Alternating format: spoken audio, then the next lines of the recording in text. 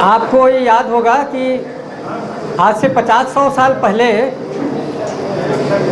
खेती जो होती थी, भर्री ज़मीन, भर्री और सिंचित ज़मीन, ज़मीन दो प्रकार की होती है। एक जिसमें सिंचाई की जाती है उसको सिंचित ज़मीन बोलते हैं, और एक भर्री जिसमें आकाश के पानी से ही सिंचाई होती है, मनुष्य उसमें सिंचाई नहीं करता, उसको भर्री ज़मीन बोलते हैं। तो आज से 50-100 साल पहले सिर्फ भर्री ज़मीन ही होती थी, सिंचाई के साधन होते नहीं थे। फिर धीरे धीरे बांध बनी, नहर बने, ट्यूबवेल का सिस्टम आया, तालाबों सिंचाई हुआ, सिंचाई करने लगे, तो सिंचाई करके धान की खेती होती गई। तो धान की खेती से पहले यही ज्वार, बाजरा, कोदो, कुटकी यही होता था, मोटे अनाज की ही खेती होती थी। वास्तव में जो खादर अली साहब बोल रहे थे कि पुराना जो हमारा भारत का इतिहास है उसमें मिलेट से ही खाया जाता था, मोटा अनाज या छोटा अनाज। लेकिन धीरे धीरे प्रगति होते होते गेहूँ चावल में आ गए, और उसके बाद तो अब दुनिया भर की चीज़ें आ गई हैं मार्केट में। तो अभी मैं 2003 में मैंने किसानों का संगठन बनाया, 150-200 किसान मेरे साथ जुड़े, और हम लोगों ने उद्यानिकी को आगे बढ़ाने का संकल्प लिया। तो मैंने एक संस्था बनाया, उसका नाम था महानदी उद्यानिकी स्वायत्त सहकारी समिति।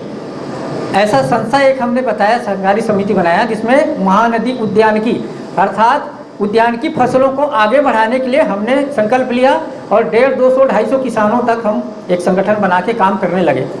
लेकिन शासन की नीति ऐसी थी कि वो उद्यानिकी को कागजों में बढ़ावा देती थी, प्रैक्टिकल में कोई बढ़ावा नहीं मिलता था। धीरे धीरे हमारी संस्था 10-12 साल में बंद हो गई, और बंद करने में भी शासन का योगदान था।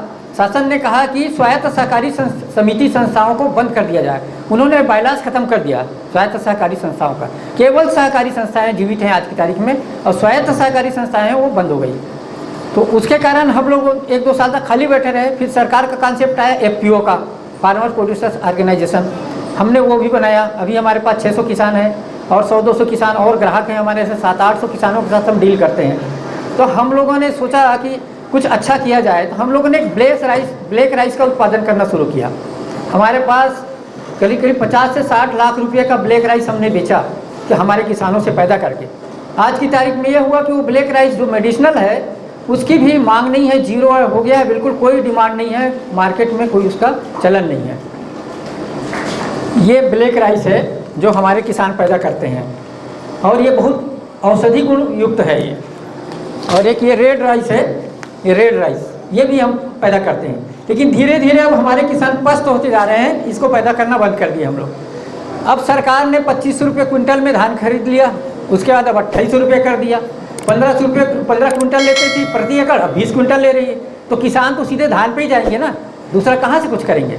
तो शासन की नीतियाँ ऐसी हैं कि जो राजनीतिक स्तर पे चलती हैं, और बहुमत के हिसाब से चलाते हैं वो लोग। ज़्यादा किसान सब इसी में संलग्न है, इसीलिए उनके हिसाब से वो पॉलिसी बनाते हैं, अपनी वोट की राजनीति के हिसाब से बनाते हैं। फिर भी मेरा ये मानना है कि जो मिलेट्स के लिए कादर वली साहब आए थे, उनकी जो बात है वो 100% सही है। हमको अपनी आत्मा को जगाना चाहिए, और उनकी बात को मानते हुए मिलेट्स को कम से कम अपने घर में खाने के लिए उपाय करना चाहिए। और हम किसानों, जितने भी किसान उपस्थित हैं, मेरा सबसे निवेदन है कि आप लोग कम से कम थोड़ा थोड़ा ये मिलेट्स को उत्पादन करिए। अब हमारे धमतरी जिला में समस्या क्या है, धान के कारण से सारे खेत धना खेत बना दिए गए हैं।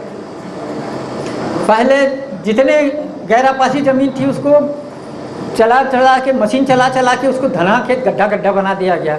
फिर उद्यानिकी का दौर आया तो सब धाना खेत को फिर से रिपर चला के, उसको मशीन से चला के फिर उथला बनाया गया, और ड्रिप लगा के उद्यानिकी फसलों को लिया गया। और अब चूंकि सरकार फिर से अच्छे कीमत में धान ले रही है और ज़्यादा मात्रा में डाल रही है, सब उद्यानिकी वाले वापस फिर से धान में आने की कगार पे पहुंच गए हैं। तो ये जो फसल है मिलेट्स की खेती ना, ये उतली होती है, भर्री ज़मीन में होगी, धान की खेत में हो ही नहीं सकती। और हमारा रकबा ही पूरा धान का खेत है, तो हमारे इस क्षेत्र धमतरी जिले के लिए तो बहुत चैलेंजिंग है ये विषय, बहुत ही चैलेंजिंग विषय है, और अत्यंत कठिन जैसा है। असंभव तो नहीं है, लेकिन अत्यंत कठिन विषय है। फिर भी मैं अपने किसान भाइयों को ये कहना चाहता हूं कि आप लोग कैसा भी करके, चूँकि कादर वली साहब जो बोले हैं बहुत शाश्वत सत्य बात उन्होंने कहा है कि मिलेट्स अगर खाएं, मैं खुद कम से कम 6 से 8 महीने से मैं रोज़ शाम को कोदो की खिचड़ी खाता हूँ। मेरी उम्र 70 साल है, कोई बीमारी नहीं, मुझे कोई बीमारी नहीं है, स्वस्थ हूँ। अभी मैं दौड़ लगा सकता हूँ, 100 मीटर का दौड़ चैलेंज कर सकता हूँ आप सबके साथ। और ये इसलिए नहीं कि मैं चावल गेहूँ नहीं खाता, मैं चावल गेहूँ भी खाता हूँ, कोदो भी खाता हूँ। फिलहाल अभी जब से सुना हूँ तब से कोदो खाता हूँ और स्वस्थ रहने के लिए योग करता हूँ। मैं 20 साल 25 साल से योग से जुड़ा हूँ और अभी लगभग कम से कम 12 साल से तो रेगुलर योगा करता हूँ, इसलिए स्वस्थ हूँ। तो खैर योग तो अपनी जगह है, सब लोग जानते हैं, योग के बारे में बोलने की ज़रूरत ही नहीं है। योग से सब स्वास्थ्य हो सकता है, लेकिन खान पान में भी बहुत आवश्यक है। इसलिए ये मिलेट्स को आप अपने भोजन का अंग बनाइए और हम किसानों को अवसर दीजिए कि हम ज़्यादा पैदा करें ताकि आप लोग ले सको और खाने में उसको उपयोग कर सको। धन्यवाद।